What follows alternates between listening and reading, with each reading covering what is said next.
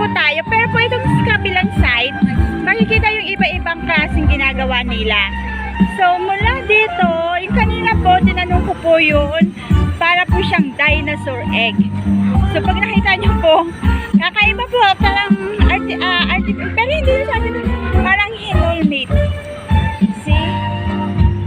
Whole-mating. Pero ang ganda po kasi isa siyang dinosaur egg ang format niya. At talagang sobrang galing. At parang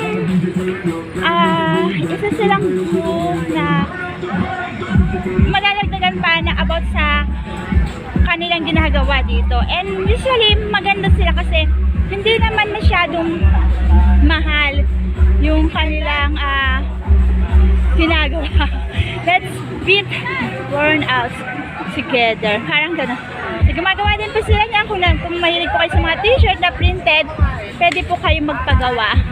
At maganda po. And this one po, talagang t-shirt.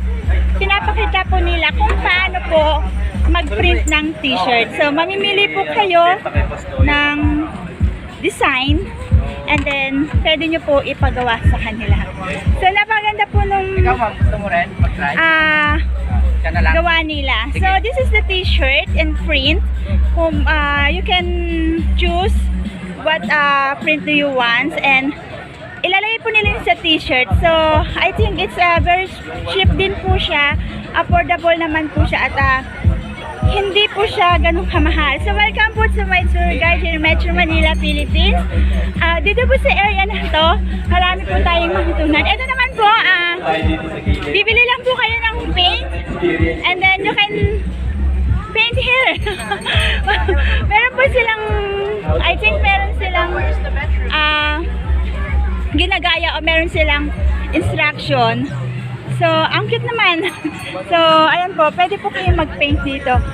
At sa area na po ito, so mula dun kanina sa loob hanggang dito po, makikita nyo po na very light po ang dating as very creative, very colorful, at mag-e-enjoy kayo. Ako nag-e-enjoy ako. Parang